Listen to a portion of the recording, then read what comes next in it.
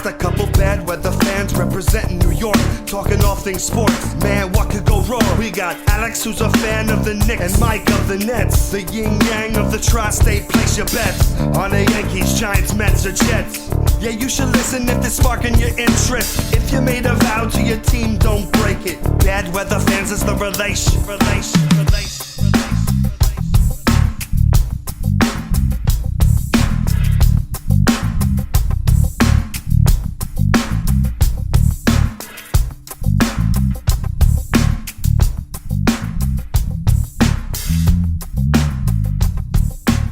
That's right. This is Bad Weather Fans, episode number 164. Mike Biseglia, Alex Benezowitz, and we're joined right now by an NBA champion, Channing Frye, with the 2016 Cavaliers. He was the 8th pick in the 2005 draft by the New York Knicks. He is the founder of Chosen Family Wines, and he co-hosts a podcast called Road Trippin' with some guy named Richard Jefferson. Channing, thanks for joining the podcast. We really appreciate it, man. Man, thank you for having me. And I'm sorry that you have to mention Richard all the time. It's a charity case, and I actually gets a tax write-off working with somebody that's stupid all the time. Fair. Okay, well, we're getting along well already. Yep. Fair enough. Love that you founded Chosen Family Wines, which is awesome. But I want to ask you a question about it with like a Nick angle to it. Okay. If you could take, like, Doc Brown was like, hey, you get a DeLorean, you can go back in time. If you could pick a wine from your collection now to bring back to you to have for the entire rookie season, which wine would you pick and why? Oh, boy. What was I drinking in 22? Well, I was 22 years old, so I was drinking Jack and Cokes like it was going out of business. But right now, if you could take a wine right now from your collection and take perfect. that back, It would be take it back. So we're coming out with a Howell Mountain Cabernet. I don't know how much you know about wine. So, like, if you ever been in Napa, there's the main strip, and then that is flat land. There's a whole bunch of other wineries up in the mountains. That cool climate Cabernet is a lot more fresh to me. It's not like it's the more expensive Bond, Harlan, Futo places. I would take ours and give that to me and say, hey, man, like, I know you like Cabernets and stuff like now because it's the most expensive, but drink this. This is really good juice. Good to hear. It's interesting. That's speaking of your Knicks tenure, second year, 06-07. A lot of people ask you about your rookie year, but your second year was a little interesting to me because, before the season, Dolan comes down and makes Isiah take over, fires Larry Brown, obviously makes Isiah take over, gives him this playoff mandate. You guys are teetering around the AC the whole season. And then Steve Francis hits this game winner in Washington and everybody goes nuts and extends Isiah right then and there. And a few days later, obviously you're out of the playoffs to finish out of the playoffs. Take us through that whirlwind of a season. And that moment is particularly in Washington. Well, personally, I think for me, the first year was a shit show, right? Right. The most starting lineups in the history of the NBA. Larry Brown was basically starting people because they were from that city. Yes. So imagine that, right? Which is I remember that. fucking bonkers. And then number two, coming from college, I don't know if I was mentally prepared for that much chaos. Like, I'm still good friends with Zeke to this day, Jamal, Quentin Richardson, Malik Rose, all those guys, amazing dudes, right?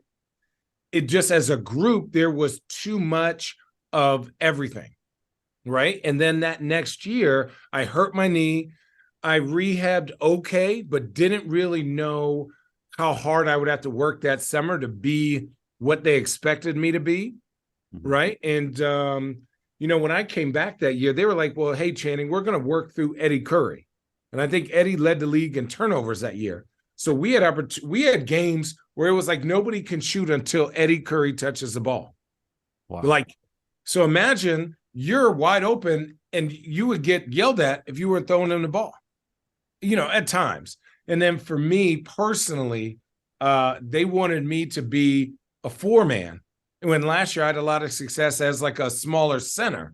So, but they weren't teaching me what to see or how to see. So imagine, and this is what I try to tell people about my basketball journey. I only played 2 years of high school basketball. went to Arizona as like a project. So then by the time I was a senior, I was just getting used to being a center, had success 1 year in the league as a center.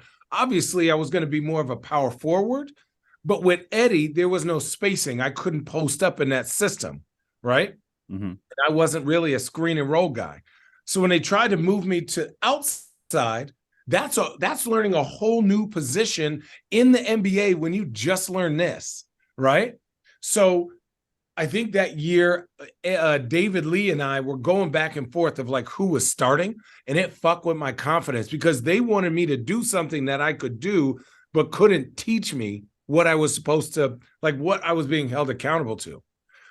So I kind of saw the writing on the wall about, what was going on. The story about Steve Francis is Steve is obviously from DC. Steve literally was drunk as a skunk that morning going to shoot around. And we were like, oh shit, like we don't know what we're going to get at this dude tonight. And when he came to the game, he was like, yo, give me the rock. And we were like, what? He was like, yo, man, give me the rock. And so he balled out that game, hit that game winner. And we were just laughing. It was like, and I don't remember a lot of the games because we were getting drubbed that year.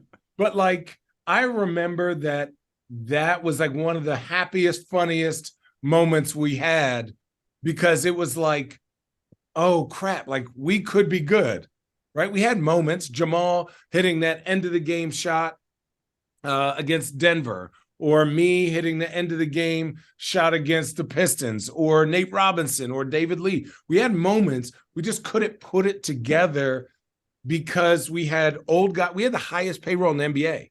And then we had lottery picks. So it's like the guys getting paid in the lottery picks and you want to make the playoffs.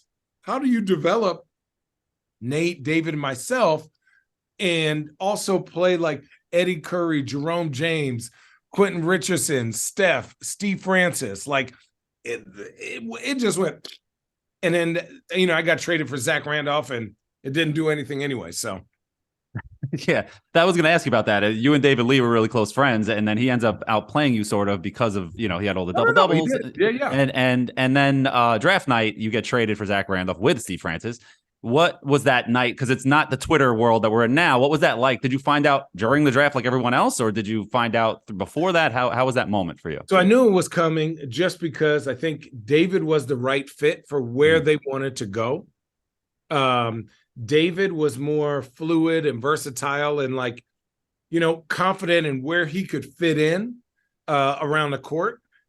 While my confidence was shot. I wasn't understanding how to be a professional when it came to like that position or that role. Right. It was like, here, Channing, you're the starting center, like go play. That was a little bit easier for me. But then it was like, anyway, it just didn't work out. And then I knew I was going to get traded. I just didn't know where or how. And Zeke called me and was like, yo, Channing, like, this is going to be a great opportunity for you. Nate is what you need right now, like the discipline and learning, like how hard the league is. You're going to a young team. I love you and I'm glad I had the opportunity to learn from you, but we're trading you for an all-star. Like, that's how much we respect the shit out of you. And so I took that, always as respect. I think, I've been traded before, and the two guys that told me to my face that I was traded, I have the utmost respect for, because this business is business. It's Scott Skiles in Orlando, and then Zeke. It's just like, dude, thank you for your time. I appreciate it. Now it's time for me to move my family and go. But getting traded to Portland was like, what the F is in Portland? But being there with Brandon, LaMarcus, that's where I first met James Jones. Rafe LaFrance was on that team. Wow. Rudy Fernandez was on that team, Nicholas Batum, Martell Webster. So that first year, we, I think, went 500, which was crazy, right? Because it was like the new generation of Portland guys. Then the next year we made the playoffs. I think we were 8th and had to play the damn Houston Rockets with Yao and fucking Ron Artest. It was It wasn't it. It was ridiculous. But, and then I discovered how hard it was to work. I was shooting threes more in practice, but Nate didn't want me to shoot them. They wanted me to be more like LaMarcus or Joel Prisbilla. And I was like, guys, I literally was told that's not what you want. Now that is what you want, I got to go somewhere where I understand these things. So James Jones had a big effect on my life, understanding what to look at, how to shoot, when to shoot, how to approach the game, how to approach practice. And so, I give him a lot of credit for that. And then I ended up going to Phoenix. Do you ever think now, looking at the NBA right now, it's just wild. The 3-point shots and teams are putting up 40 to 50 shots. And I'm a Nets fan. I look at the Nets and Coach Vaughn saying, we didn't get enough 3-point shots up, even though they're like 7 for 42 from 3. And I'm thinking to myself, is there a point where we should maybe try something else? But do you ever then think back with your skill set in today's NBA, you'd be asked to shoot 10 to 15 3, or maybe a little high, but you'd be asked to shoot 8 to 10 threes a game. You know what? And this is me being 40. If I was younger and was, I was taught there are like 3 ways of playing defense. You switch, you show and get back, or you're in a drop and ice, right? Which is like you kind of wedge somebody in there. These teams, 90% of their shit is switching, right? So for me, I would have had to practice defense more than my actual shooting. But I think I could have done it. If I would have gone to college knowing that I would have been this, I would have fucking made 600 million, right? I'm 7 foot. I can guard true centers, a mismatch, right? If but at the same time, these guys, they just play smaller and smaller basketball. So basically, I remember my 2017 or whenever Jaylen Brown got in the league, I remember, why the hell is Jaylen Brown guarding me?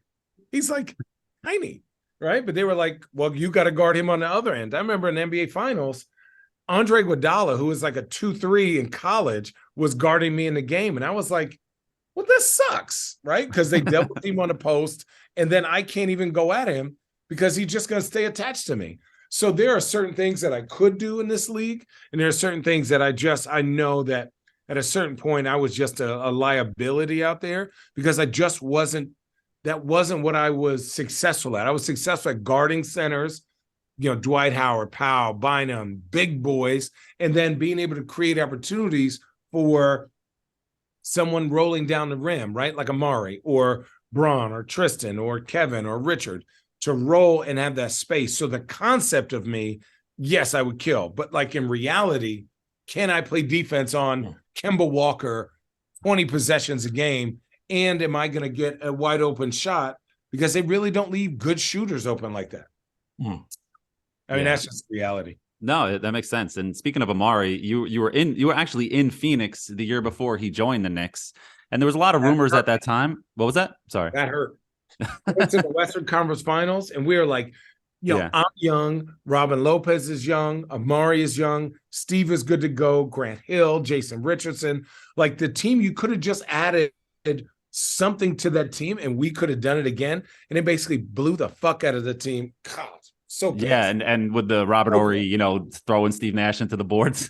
That was a mess. It was way after that. No. This is after I'm getting confused in my timeline. Okay. 2010 is when we swept the Spurs. Okay. So we beat the Blazers, swept the Spurs for the first time ever, and then lost to the Lakers in the Western Conference Finals, where Kobe slapped our coach on the butt because he had, I think, like 36, and we were triple teaming him.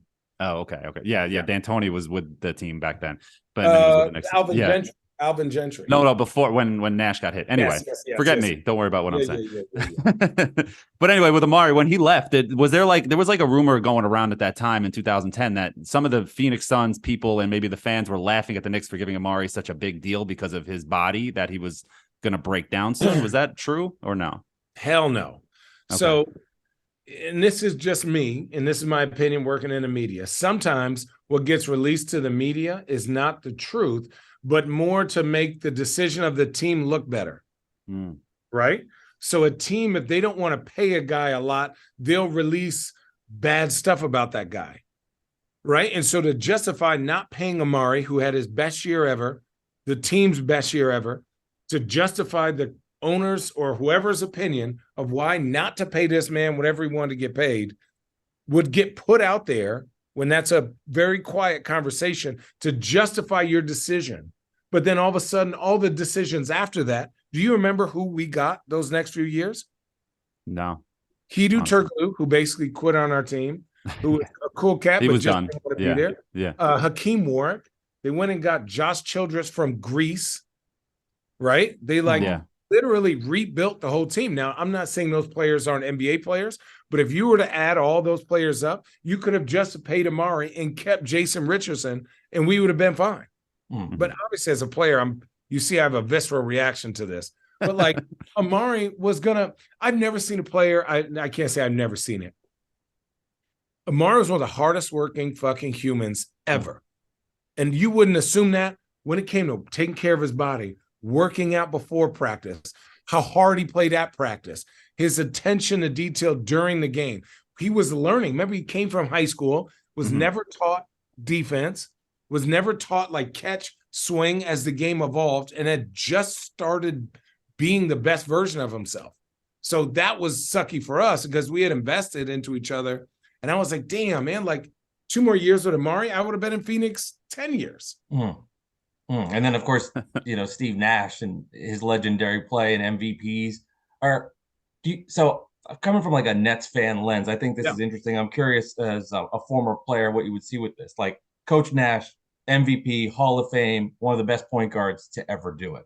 With the Nets, it didn't work out for a lot of different reasons. Do you think, like contemporary, when a player used to play alongside somebody or play against somebody, and then they become the coach, there's a weird disconnect of respect where they're not seen the same? Where you played with somebody for 3 or 4 years, now this person's telling me what to do, and maybe it doesn't work the same.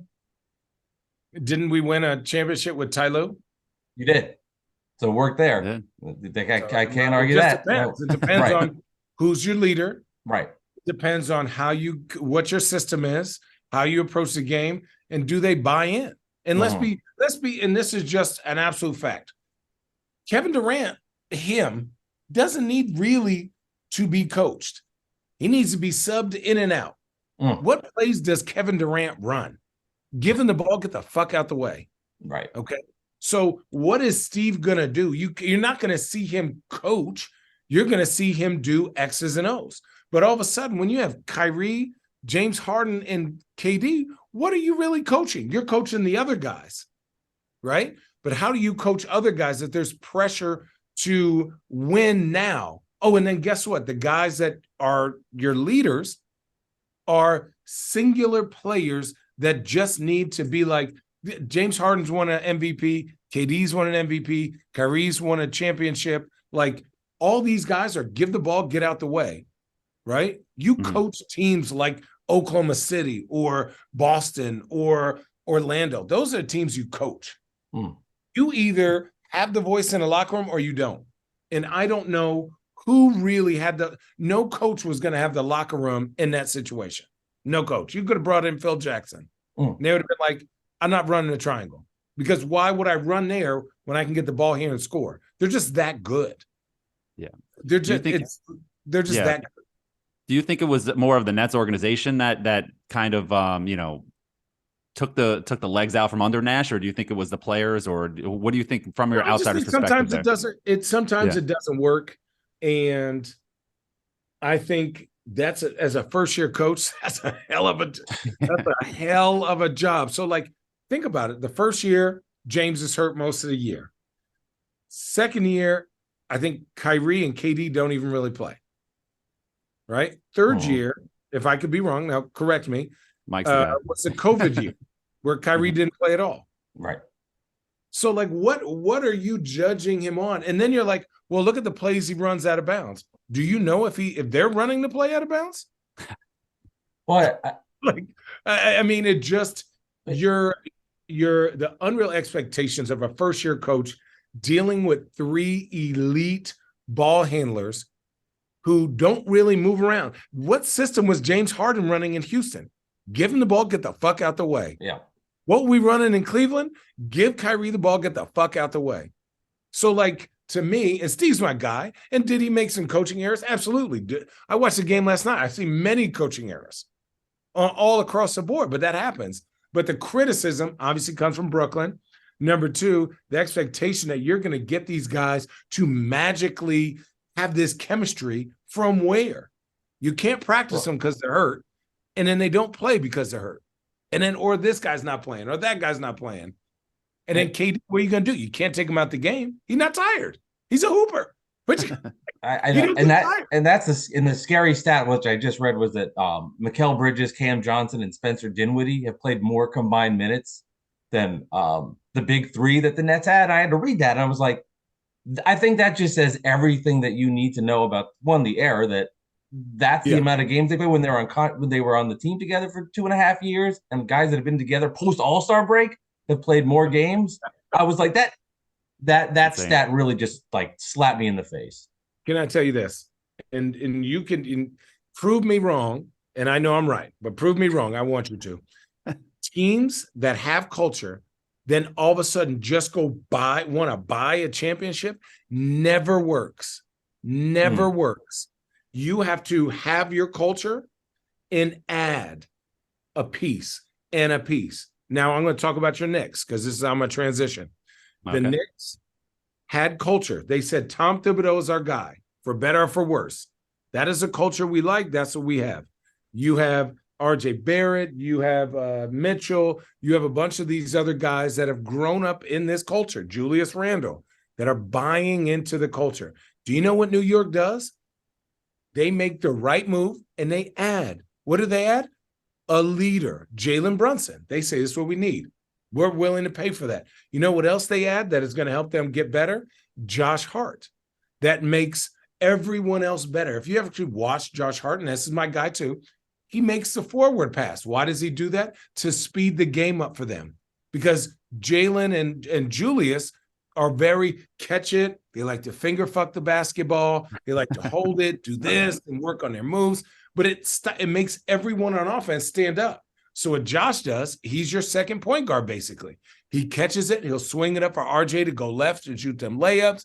He'll swing it up for Quentin Grimes to get it easy. He creates movement for them so that now when Quickly comes in the game, he's getting easy looks and easy plays because the ball has movement and it's not just give the ball to Julius or give the ball to Jalen. It's a sense of unselfishness that is going to help you guys in the playoffs. So that was my rant about the Knicks. That makes sense. I mean, honestly, yeah, your boy Richard Jefferson, actually, I had to give him props for this because he actually said when they got Josh Hart, he's going to get the Knicks to the second round of the playoffs. And I know Josh Hart is a good player, but I wasn't sure of this impact. Like this is the most I've been really, really watching him, and he is really, really great. Like he's getting on the floor, playing defense, rebounds, offensive rebounding, especially. Crazy. Yeah. Smaller, but he's tough. You need guys that are going to make the right play, right? So Julius is going to make the best play for Julius, which is great. But if you have Jalen, Josh, Quickly, and Hartenstein is a willing passer, can make plays on the roll, a little different than Mitchell, right? So that's 4 out of 5 guys with the ball movement, and then you give it to your best player.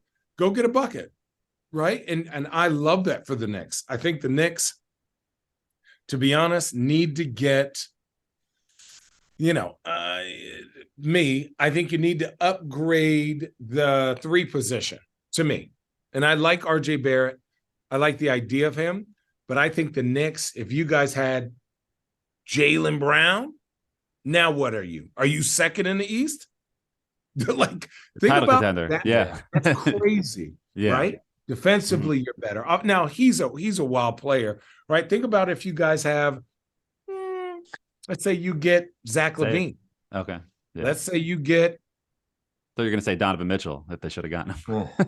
No. I wouldn't have got Donovan Mitchell because he would not have helped your culture like Jalen Brunson did. Jalen Brunson is today's age true point guard. Now he's going to give you a bucket, but Jalen Brunson's cool, calm leadership allows Julius to be the best version of himself. Julius is a bull in a china shop, and he's getting to the free throw line, and he's emotional, and he's this. And Jalen Brunson is like this. He's like, okay, Julius, thank you. Here you go. You guys get the ball. Okay, back to you. You guys get the ball. Back to you. And when They could Julius have had them both, though. They could have had them both, Mitchell and Brunson, though. That's the thing, you know? Yeah, but you know what? This is like, why wait for Mitchell? And Mitchell's balling in Cleveland. Who knows what's about to come up this year? Mhm. There's about to be some sneaky players now that I think that New York is gonna say, oh, this shit ain't that bad. Like, this ain't that bad now. Okay, like I can fit in here. Before you were like, oh man, this is too much. But now you're like, I can fit in here. I love the way they're playing. They're not exhausted, at the end of the season, looking emotionally gassed, right? And so I'm pretty impressed with the Knicks where they're going. I like their attitude towards each other. Julius is going to be yelling at folks all the time, and that's just him. Everyone got that one teammate, but he's emotionally invested in the game, so you're not even mad at him most of the time, right? Like, it's just don't push teammates. Other than that, that's I mean, listen, we've all gotten tiffles, but don't do that in the middle of a game, right? Don't be doing that in the middle of a game. That's where I think his maturity can come, but shit happens. I mean, these dudes want to win. They want to win bad. Is there anybody you're thinking? You mentioned, Jaylen Brown, and it's been kind of up and down of the, through the media the last couple of weeks with the Celtics. Is there someone you think maybe that is a possibility to fit in that, Knicks have this season to get through, of course, but could be the guy next year to be the additional piece? I'm looking here. I'm looking.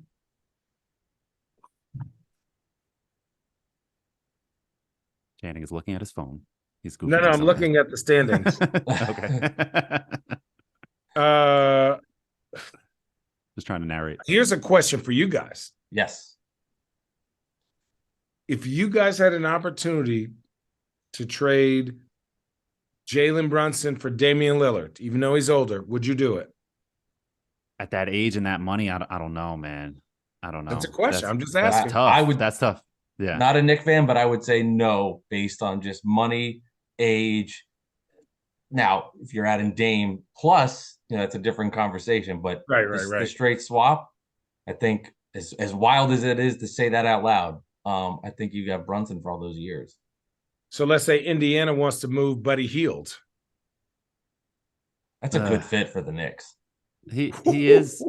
He's just very I don't know how much of a winning player he is. You know what I mean? Like, there's something about him. I don't know. But here's the thing: who's a winning player on your team? Y'all motherfuckers been to the first round. You ain't got no winners. Yeah, touche. Yeah. Jalen Brunson's the only winner. Josh Hart, Jalen Brunson. That's all you got. Yeah. How about this? Atlanta's going to have a fire sale. Mm-hmm. Oh, Murray. Right? They're in between. I would assume, right? Brooklyn is fine. They're set for the future because now they could just add vets. Like, I've never seen a more even trade for exactly what these teams needed and wanted ever in my life. Like, Mikal Bridges is in the running for most improved. Cam Thomas is a quality Class Act guy. Spencer likes the fact that he's your second, third, fourth best player. Claxton's energetic. Cam Johnson. Johnson, not Cam Thomas. Right? I think Cam Thomas is an interesting player because when he does play, he gets buckets, but he still, to me, doesn't. He just stops your offense for a good, like, he got to temper that. Now, meaning not points, but like how he plays the game. He plays like he's playing one-on-one, right? Which is sick to watch. But if you when you watch his teammates, they don't want to run up and down and do fucking laps. Like, nobody wants to play like that. Right. No, they want to know that at least if somebody's double teaming you, you're looking to create something for somebody else. That's a fun energy. That's why they're winning these games, is because Mikal Bridges, as good as he is, goes, I can't do it myself. Here you go. You take it. Here you go. Let me look for a lob. Like, they're playing real basketball. Yeah, it's true about Cam Thomas because those games where he scored 40 points, what happened in those games was the Nets were missing 6-7 players. So you have G League guys coming out, and he was in there basically being asked to put up 20 to 25 shots a game, and that's where the points happened. And it was he was efficient in those games, but definitely when you've got the full offense and flow, it was very different. Well, I just think freedom of mind. It's like, okay, there's no one else to score these points. Go do it. and they lost all Yeah. those games. Right. And that's the thing. It's like I love the kid like as an idea, but I wish that he would understand that like even Steph makes other people better, even though he's hunting shots. Right? He'll set a screen for somebody. He'll, cut to the hoop one time. Like that energy. You can't just get the ball and do a workout. The NBA doesn't work like that. Are you surprised, Channing? Because I am specifically, and you mentioned the net trades, that on the other side in Dallas, that I know it's short term and there's been guys in and out with injuries, but just from a pure basketball standpoint, and I really thought it was going to work, that Kyrie and Luka have not meshed. How did you think that was going to work? They stink. I thought, I looked at it and I said, Kyrie and Harden, when they were together, and Durant was out for an extended period of time, those two were an unstoppable force. And they were both ball dominant guys, got to the basket, but it really worked. And in my head, now it's patchwork in the middle of the season. I was like, I think Kyrie and Luka are going to work together based on what I saw with him and Harden. I really believed it. Wait, so when James Harden and Kyrie were playing, did they have Nick Claxton behind them? Not at that time. He was Who was still your the center? baby. DeAndre Jordan, I think. Damn. Yeah, DeAndre. What I'm saying, my whole point, I get you. Dallas has never been a great defensive team. Then you trade away your best defender, who like does stuff, who holds people accountable, to now you're one of the smaller teams in NBA. Luka doesn't seem to play well with others. It's just me. Luka and James Harden are the same person. One's just from wherever he's from. James Harden's from wherever he's from. Mm-hmm. Stylistically, how they play, their energy towards defense, like their usage rate, like the way they score, how they score. Like, I don't know why more people don't see this. You're not going to win like that. You like the difference between Luka and James Harden is obviously James Harden has MVP, blah, blah, blah. But Luka's had those crazy playoff moments where we're still waiting on a crazy playoff moment from James Harden. And I could be wrong about that if somebody hits me, but I remember most every great player's playoff moments. Like they've had one. I just can't remember that James Harden had one, but Luka's had one. But stylistically, they do the same thing. They get a screen. Luka gets a mismatch. Bing, bing, bada, boom, bucket. Next time down, screen and roll, either lob or he shoots it. Yeah. Like he has to touch the ball all the time. It's hard for him to screen away, move, cut. He just doesn't have the energy for that. He doesn't have the energy for defense. That makes sense. And with Kyrie, you played with Kyrie when he was young, and you guys won a title and hit one of the biggest shots in NBA history. But now he's a little bit more controversial. And what do you see the evolution of Kyrie and how that went, and where do you think he's going to land next year? I think Kyrie is Kyrie always, right? Like, and and for me, I respect that for this as an adult. He doesn't shy away from whether you like him or not. He's just going to say, this is what I fucking want to talk about. And if you don't want to hear it, then my thing is like, everyone has their own channel. You either tune in to hate on it or you tune in to like learn from it. So if you don't like what he's saying, don't fucking pay attention to it, right? Like, you're just like, okay, whatever, right? You don't like, I don't go to Nazi meetings, right? Like, I don't like, and like, oh, I hate you guys. I just avoid it. I don't need that.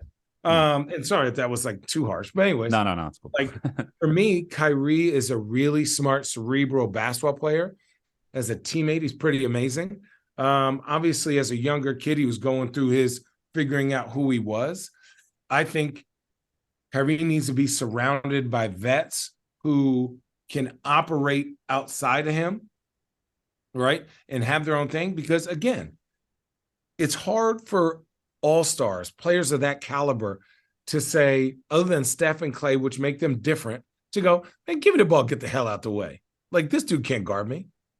Like, it's rare. It's unbelievable. No other players do what Steph and Clay do and move that much. Every other player says, give me the ball, get out the way. Let me do what I do. It's just where the NBA is now. And Kyrie is that guy. So, he may set a screen, but why?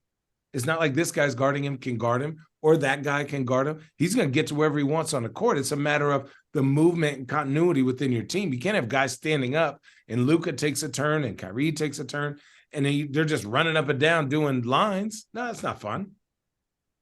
Yeah. No, I hear you. I've heard you say this before, and I think our fans would just love it, just based on playing in your time with the Knicks. Yeah. A time you were in Applebee's, and I heard this, and Oh. I think it's just such an I think Knicks fans would love this. But if you could share the story about your time in Applebee's when you were on the Knicks. Yeah, so David Lee and I, as rookies, he lived in White Plains. I think there's an Applebee's in White Plains, or I think that's where we were. And we were in there, and I just hurt my knee, and I was, obviously crushing a riblet basket, the endless, and some nachos. And these fucking kids start booing the shit out of us. You guys suck, and we're like, I'm not even playing anymore. Can I eat? Yeah. Yeah, just eat. Let me finish my chos, dog. Like, and basically they booed us so hard. A bunch of high school kids who are the meanest people on earth. It basically booed us out of the Applebee's until we went outside and took pictures with them. But that's basically the story. But they were like, boo, the Knicks suck. What are you doing? I was like, I'm in crutches, dog. Like, I'm not playing. I'm literally hurt. We do suck, though. You're right. But you can't tell a New Yorker you suck. You're like, you shouldn't be saying that. I'm like, I'm just saying what you're saying. I agree with you. I don't want you to agree with me. That's awesome. Hilarious. And speaking of those teams, it's kind of funny how like so many players from those teams became podcasters or analysts. You have like Nate Robinson, Jamal Crawford, Quentin Richardson, even like Tracy McGrady was a Knick for a hot second. I saw you guys yesterday, and all 3 of the 4 on TNT, Jamal Crawford, you and T-Mac, all Knicks. And it's just, it's crazy to me. Why do you think that is? Do you think it's just something with the New York market? You get the connections, or is just a wild coincidence? And I'm going to be on TV on Thursday with Zeke, which is even funnier, right? Oh, so there you go. He's more connections. Zeke is liable to say anything, which I think is hilarious, right? I think, for me, just always being a student of the game and being able to learn and communicate the game, it's such an amazing game. And whether we agree on certain things or not, whether it's Jokic or Embiid, holy crap, like look what they're doing, right? Look what they're doing and look where the game is. And can we make it better? Yes. But even T-Mac is like, what kind of energy it takes to average 35, 34 points? Like he was like, man, I mean, to that type of being in shape, the way that teams play, their usage rate, the amount of possessions per game, right? For me, just telling the little ins and outs makes people appreciate the game and see it a different way. And taking my lumps in New York, earning my way in Portland, doing it in Phoenix, having some success, going back to Orlando, the dumps, and then winning a championship was pretty amazing. And I just wanted to learn from each spot and tell those stories. And let's be real, it's a damn game. It's a game and it's fun. And I love taking my kids to the game. They barely watch the game. You know what they want? Popcorn, dunks. They love layup lines and a halftime show. But like they love it. And I'm perfectly fine with that. It's great. Yeah, no, that's beautiful. Well, Channing, we appreciate you jumping on here on Bad Weather Fans, episode 164. Make sure everybody check out Chosen Family Wines. I know I will put the links into the podcast as well. And who wins the title first, Nets or Knicks? Oh, that's a great question. I'm actually going to say the Knicks. I think the Knicks, mark my words, get a really good free agent this summer that changes the trajectory of the team. I really think this is that summer where they steal a guy and it just changes your whole team. Been hearing that a long time.